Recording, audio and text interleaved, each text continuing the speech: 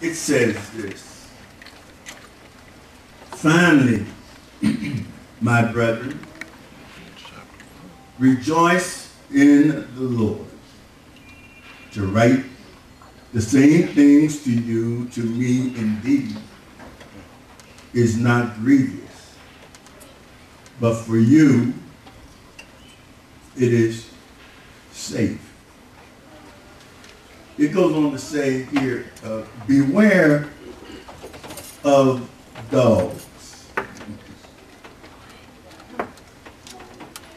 Beware of dogs.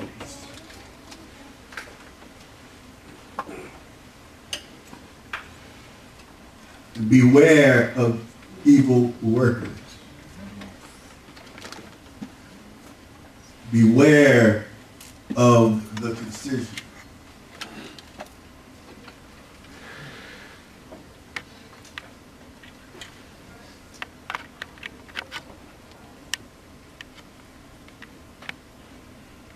For we are the circumcision which worship God in the Spirit and rejoice in Christ Jesus and have no confidence in the flesh. We're the circumcision which worship God in the Spirit and rejoice in Christ Jesus and have no confidence in the flesh. Narrowed down, it's basically saying, finally, my brethren, let us all rejoice in the Lord. We all need to rejoice in the Lord. Yes. Anyway, he says, and if I rejoice in the Lord, the writer says, and, you know, in my press towards you, and to the mark, I rejoice in the Lord to write the same things to you, to me, indeed, is not grievous. It's not grievous for me to write, but for you, it is safe. And it's what I'm writing is good for you. Beware of evil around you. Dogs, evil workers, concision. Beware of these things happening all around you. We learned last week about the power that we have to overcome a lot of obstacles in life. It says, well, we are the circumcision. Yeah, we're the ones who have been circumcised, which worship God in spirit. We worship the Lord in spirit and rejoice in Christ Jesus. We rejoice in Christ Jesus. And we have no confidence in the flesh. There is no confidence that we have in the flesh. The flesh cannot help you. The flesh cannot bring you a victory, not the flesh itself. That's right. It's got to be spirit triggered. Though I might also have confidence in the flesh, if any other man thinketh that he hath wherewith he might trust in the flesh, I more. Paul saying that anybody would have confidence in the flesh. And if any man ever thinketh that he would have confidence in the flesh more, or even trust in the flesh all the more, I would be the one all the more. I would be the one. Because why? Because Paul was saying, I was circumcised on the 8th day. All right. Now he's talking about his credentials as to being a Jew. Yes. I was circumcised on the 8th day of the stock of Israel, of the tribe of Benjamin, a Hebrew of the Hebrews. Oh yes, a Hebrew of the Hebrews. As touching the law, a Pharisee. concerning zeal. You know, as touching the law of Pharisees, the Pharisees were noted for law keepers. They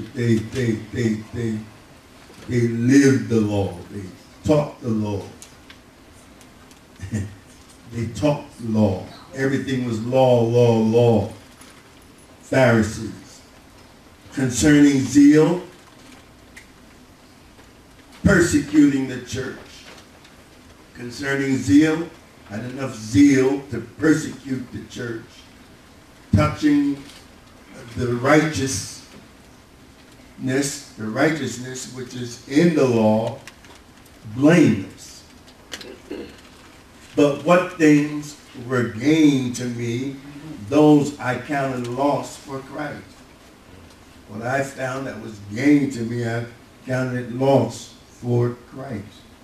Yea, doubtless, I count all things but loss for the excellency of the knowledge of Christ Jesus, my Lord, for whom I have suffered the loss of all things, and do count them but dung, that I may win Christ.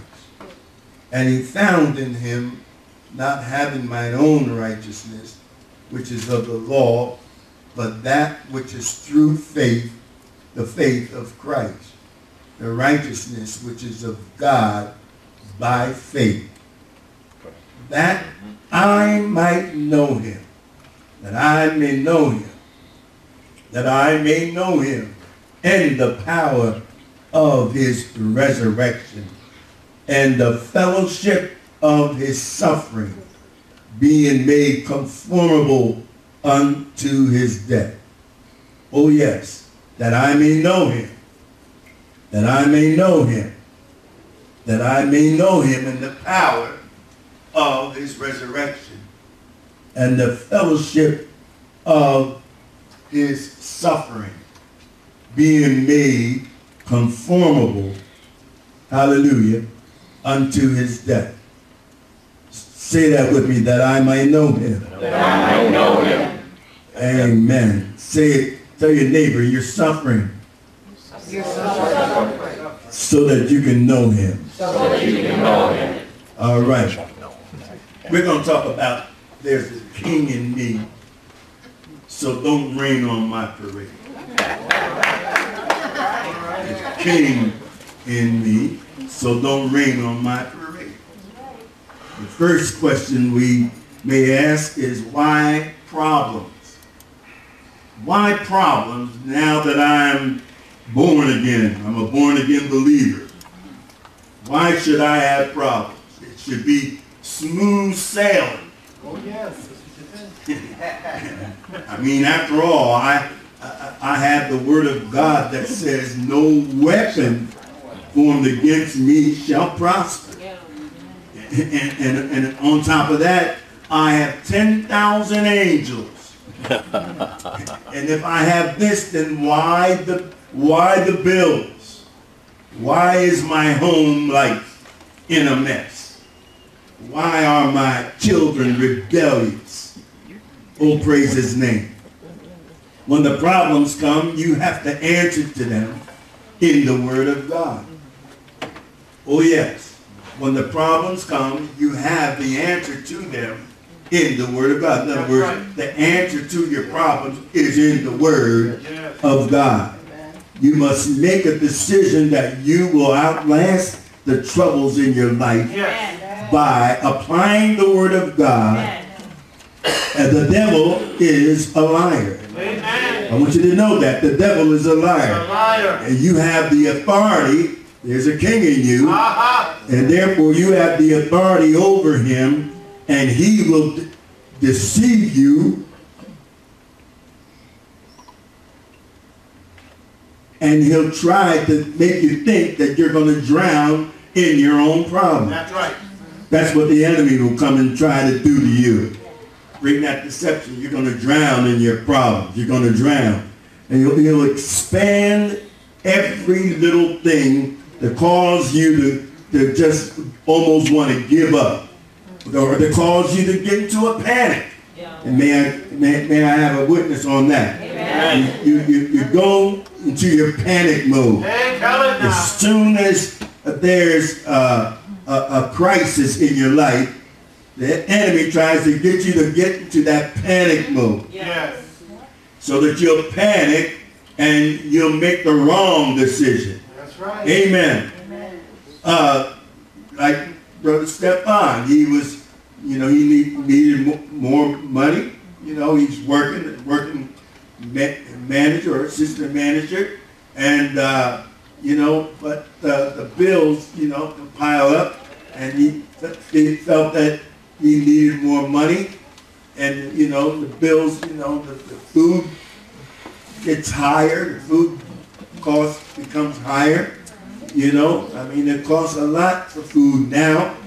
Oh yes, it does. When your grocery bills are very high. Milk is high. Bread is high. Oh yes. Meat is high.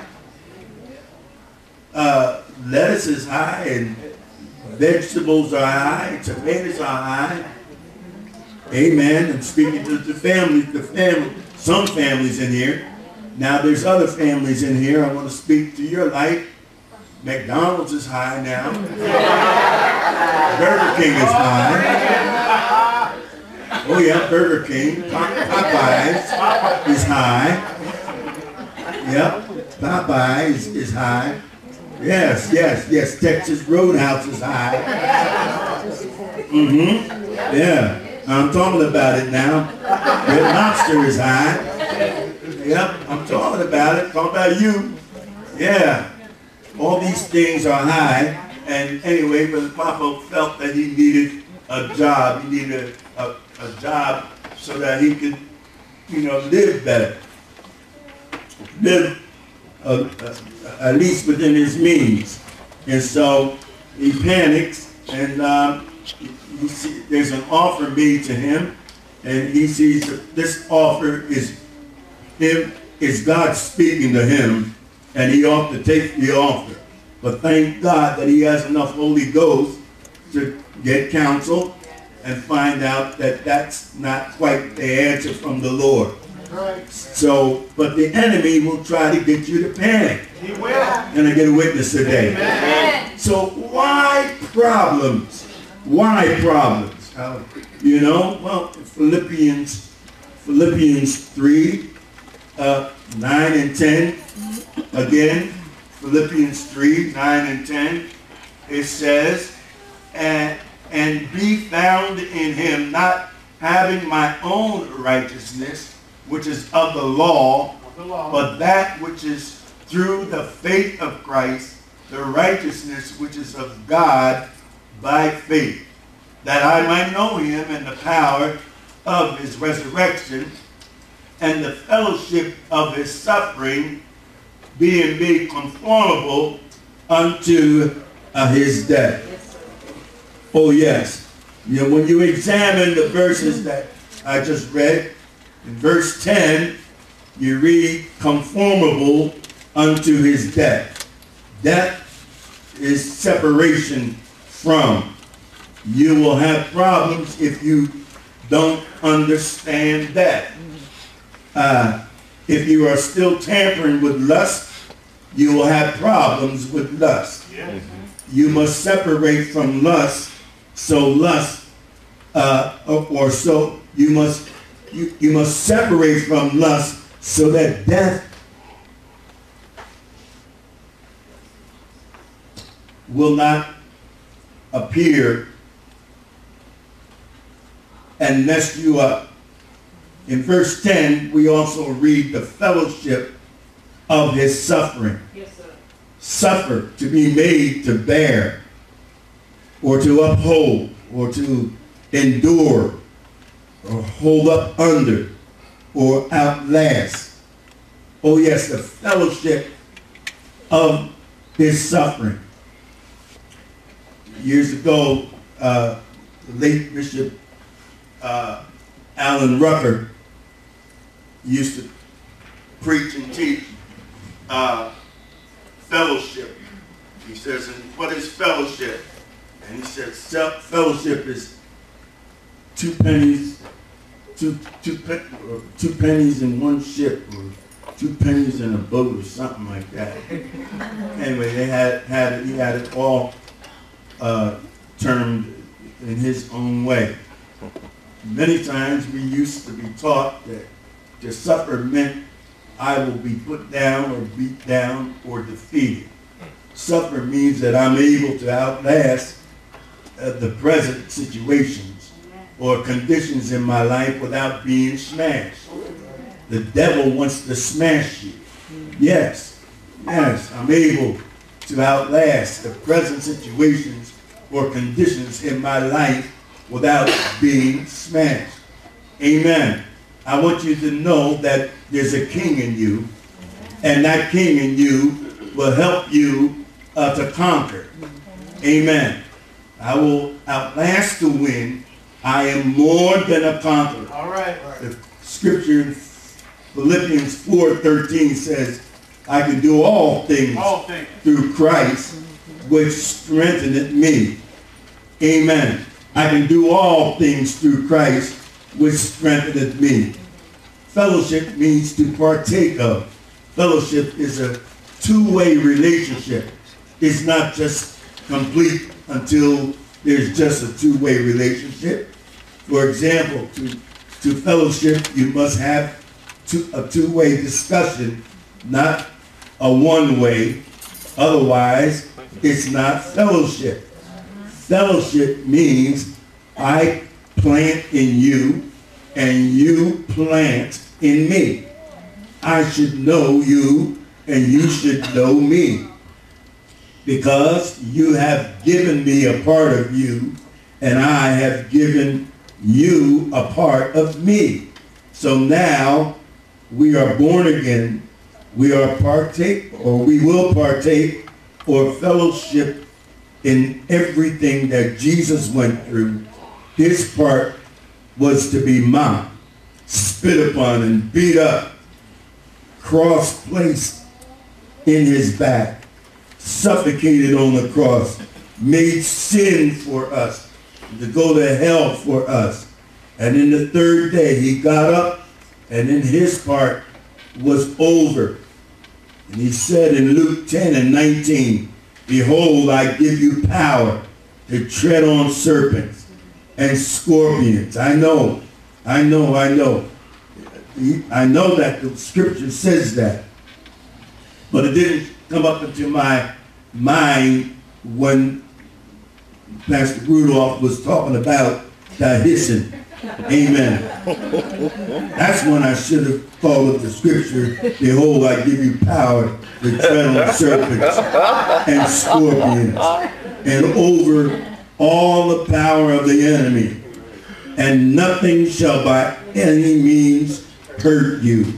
Don't you know there's nothing that's going to hurt you? Nothing.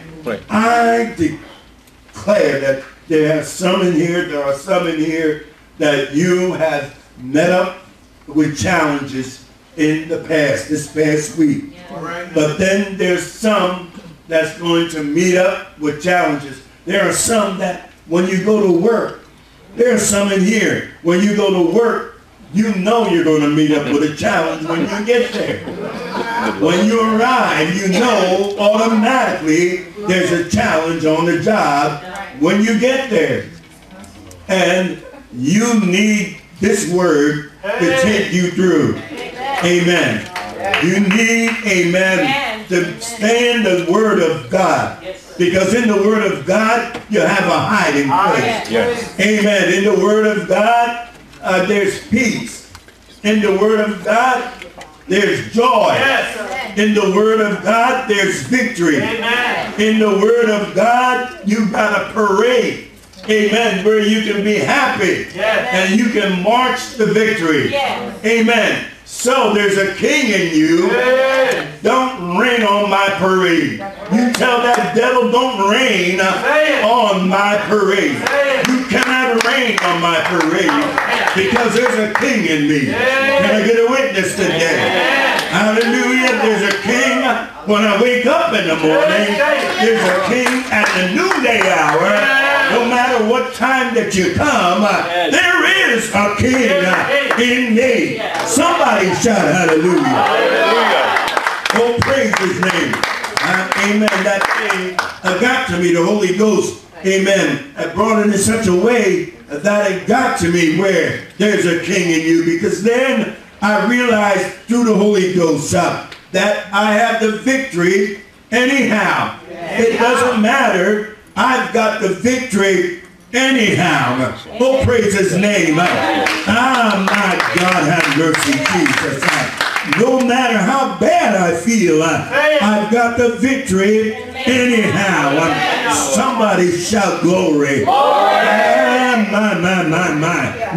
No matter what happens on the job, I've got the victory anyhow. Somebody praise his name. Hallelujah. Oh, praise his mighty name. The enemy will come and say, no, it's not going to take place. You've been promised a promotion. You've been promised a breakthrough on your job. You've been promised more money. You've been promised, but you don't see anything happening yet. But you have to give it to the hands of the Lord and declare and decree, I've got the victory anyhow, because there's a king in me. I've got the victory anyhow.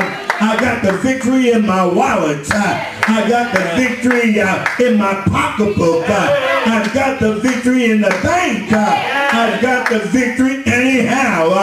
Wherever I go, I've got the victory. Clap your hands and praise him.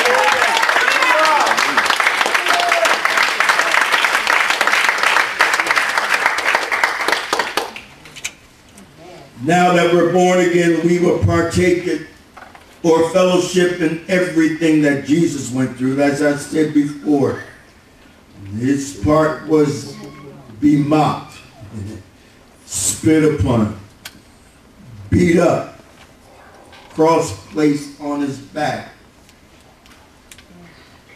suffocated on the cross and made sin for us. Go to hell for us. And on the third day he got up. He got up. Yes. And his part was over. And he said in Luke 10:19, behold, I give you power to tread on serpents and scorpions and over the power of the enemy. And nothing shall by any means hurt you. Somebody shout hallelujah. Hallelujah. The problems come here where there's victory. Victory is in the Word of God. Well, isn't that so? There's victory in the Word of God. Amen. Jesus got the victory over persecution through acting upon the Word of God, which is faith. Faith is the victory. I want you to know that. Faith is the victory. Amen. Do you know that? Yes. Faith is the victory. We used to sing the song, Faith is the victory. Faith is the victory. Faith is the victory. Oh, glorious victory that overcomes the world. You never knew that? Amen. Well, I guess I must be going back some days. Faith is the victory. And it overcomes the world. Do you think the devil will sit back and let you live the word? You think Satan comes with problems to get you to move off acting on the word, which is acting on faith, which is our victory? We are to fight the good fight of faith. Yes, we are. 1 Timothy 6:12. The only thing that can defeat faith is you not exercising or acting upon your faith. Oh, my. Until faith is pressed into service or put a demand on, faith is only potential. In other words, use it or lose it. Right. Faith activated helps you to outlast the problems. We have to have faith in God of the impossible, the unobtainable. We are to expect the unexpected. The situations in your life may have pushed you in a corner. But don't stop. Act on the word. Exercise your faith. All right. I want you to turn to Mark chapter 4. I want you to turn to Mark chapter 4.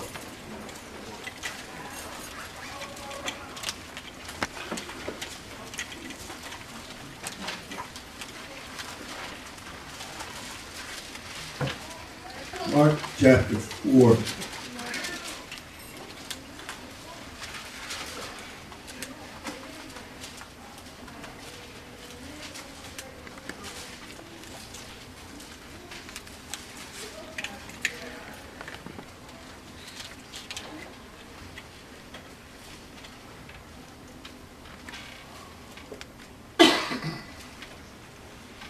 Turn to Mark chapter 4, and we're going to read verses 14 and 15.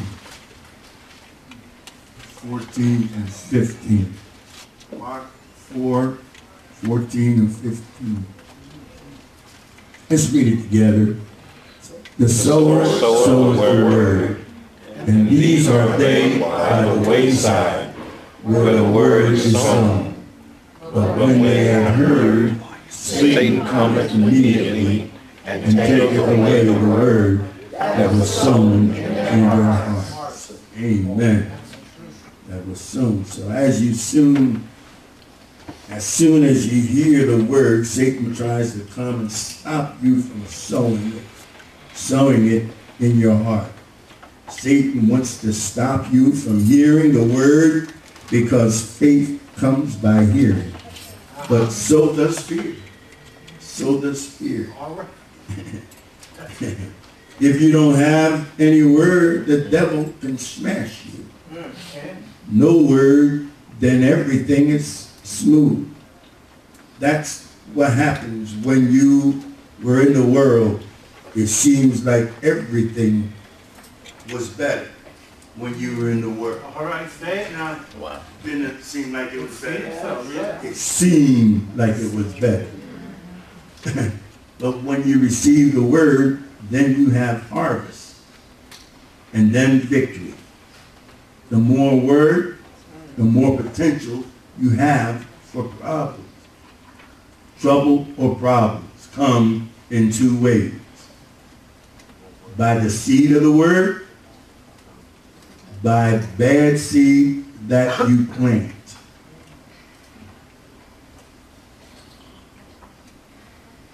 I want you to turn with me to 1 Peter 4.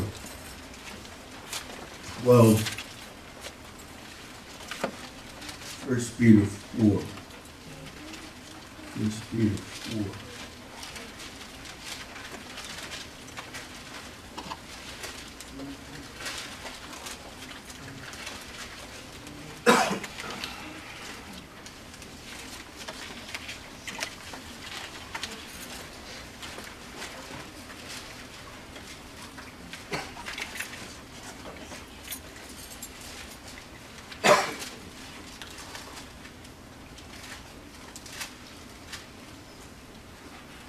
Okay, 1 Peter 4,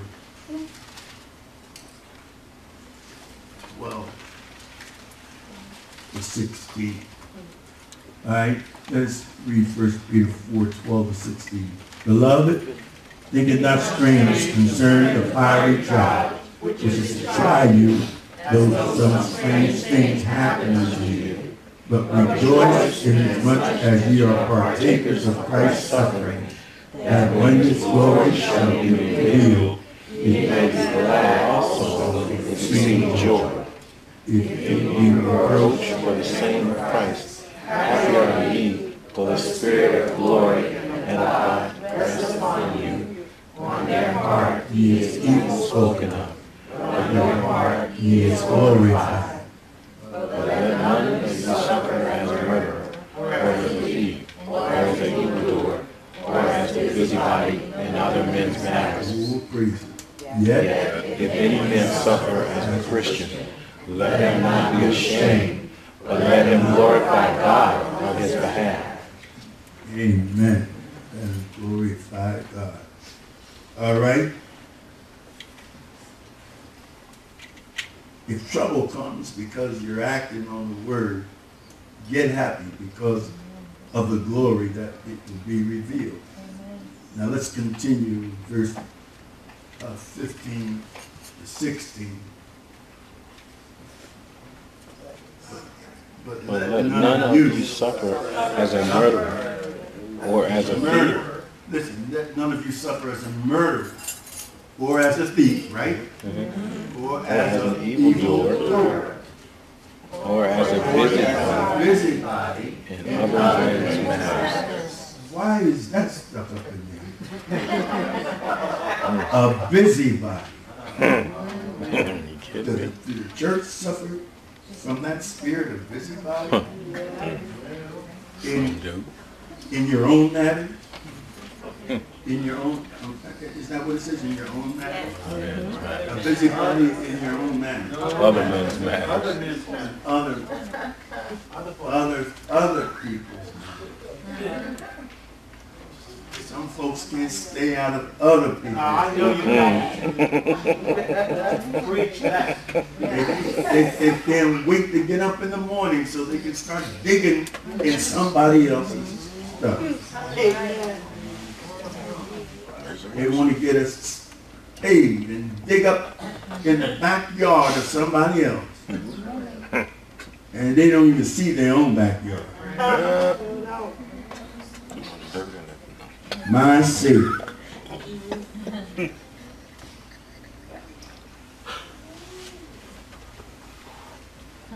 You need to be aware of the seeds that you plant so you know where the problems come from. Don't blame it on the devil. You caused it. You need to find out how it got there. We cause most of our problems by not saying, not doing, not acting, or neglecting the word of God. We cause most of our problems by not saying the right thing at the right time, or not doing the right thing like you're supposed to, or not acting or neglecting the word of God. Not acting on the right thing, or just plain neglecting the word of God.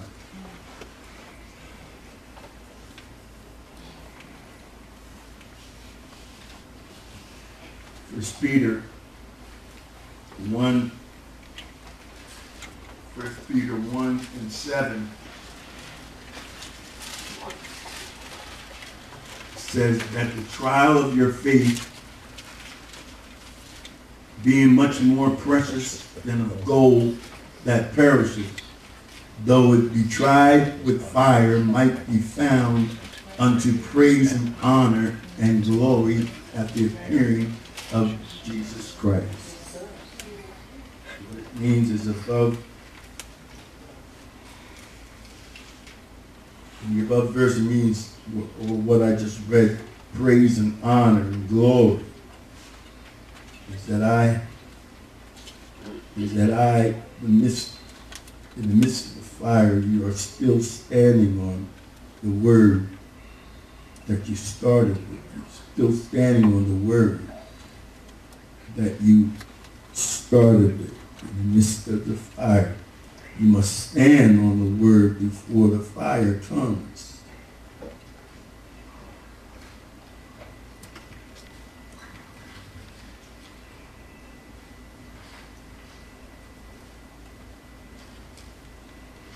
Before you can stand when the fire comes. You don't know when the fire will come, so you must live by faith. The just must live by faith. 1 Peter 5 and 9 attests to that. Steadfast in faith.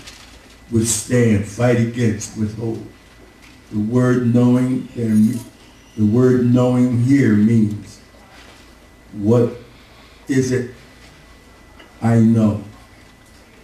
The same afflictions are going through by others. It is not uncommon to man. We are an army together fighting. You are not going through something no one else has been through. In other words, there's other people that have been through the same thing you're going through. There's other people that have been through that very same thing.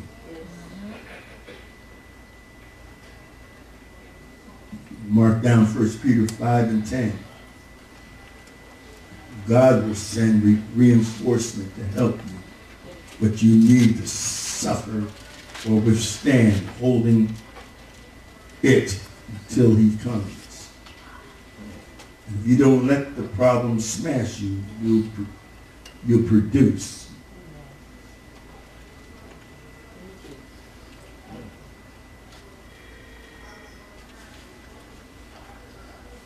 It is what we stand on the faith, the victory that we receive, the glory that Jesus gave us. 1 Peter 1:11 says, searching what? For what manner of time the Spirit of Christ, which was in them, did signify when it testified beforehand the sufferings of Christ and the glory that should follow. What is the product of suffering? Glory is the product or the result of enduring through your problems. So, I want you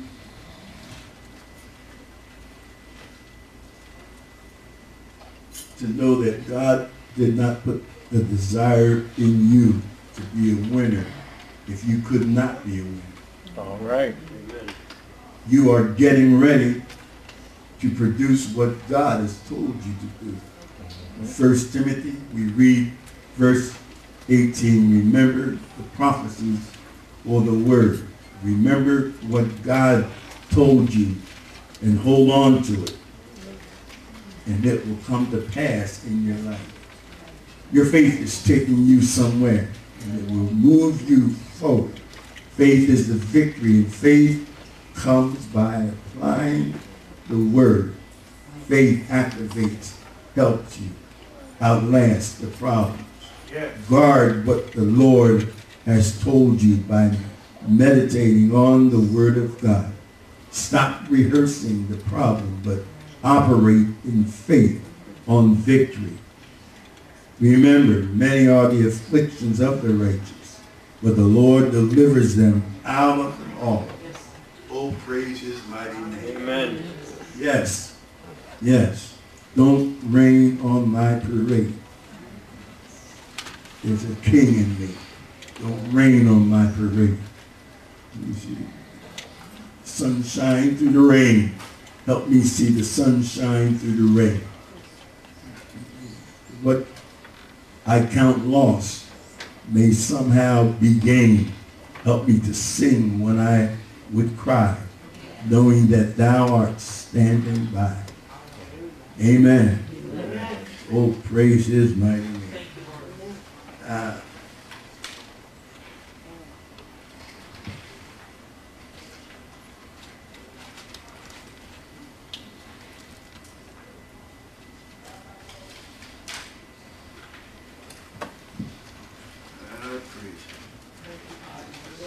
Thank you, Jesus. Hallelujah.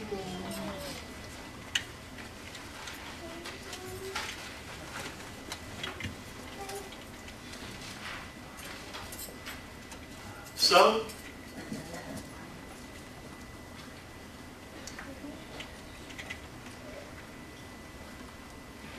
next time you have rain in your life, next time you have rain, I should say, in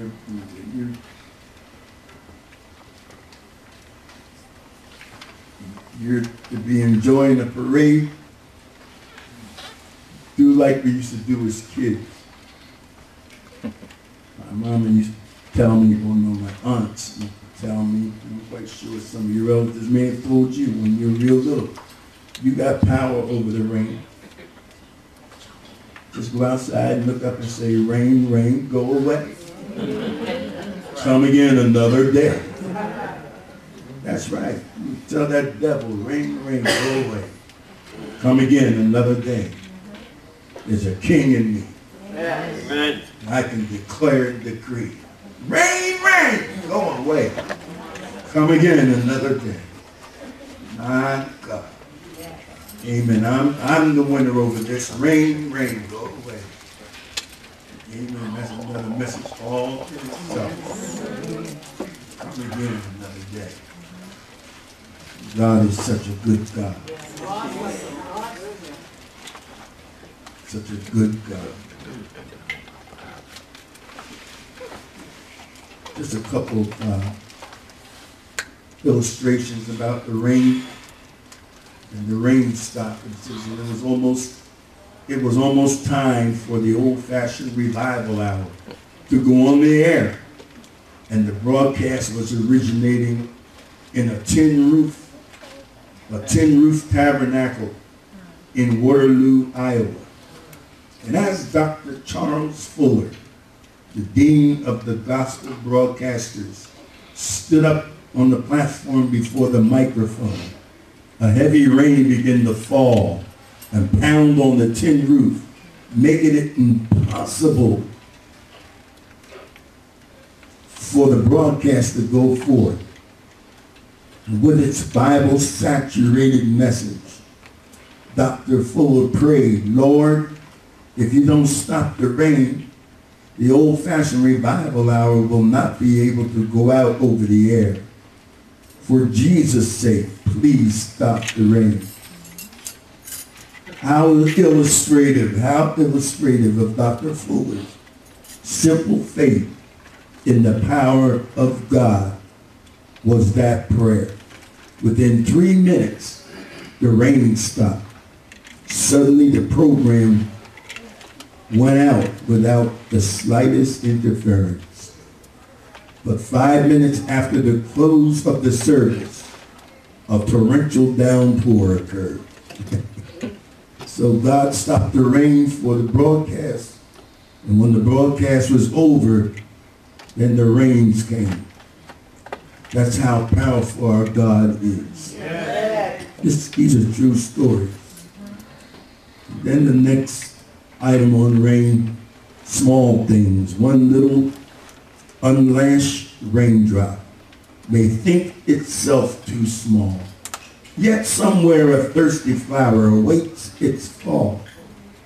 One little word unspoken may seem too small to say, but somewhere for that one word, a heart may pray. So we thank God for the rain. You know that the rain exists. But our God is there to help us to stop the rain on our parade. There's a king in you. It'll help you realize that. People of God, God is trying to, he wants us to rely totally on him. Amen. And he wants us to see that he gives us victory each and every day and then acknowledge it. He wants us to see it so that you will acknowledge the goodness of God and that it is God. And without him, you could do nothing. Amen. There is a king in you. Amen. And you can decree and declare. I know that when Pastor Rudolph heard that hiss, I know that deep down inside of her, she realized that there is a king in her. And she was decreeing. I know that many of you who have gone through challenges since last Sunday, you have touched on by the word you have remembered and you realize that there's a king in you. And you have spoken it and God came to your rescue. How many in here have done it? Amen. The Holy Ghost let me know that it was that effective, that there's a king in you. Don't ever forget it. And you will have the victory every single time. And you'll never, never, never want again. Amen. There is a king in you, and you act as that king. You act like you're that king. Amen. You act like a king acts. You decree and you declare. You speak and expect to happen. You clap your hands. Oh, when you're clapping your hands, you ought to clap your hands like there is a king in you. Yes. Amen. When you clap your hands like that, oh, how effective it is. It'll bring you more victory, more and victory every single time. There's a king in you. Don't rain on my parade. Don't rain on my parade.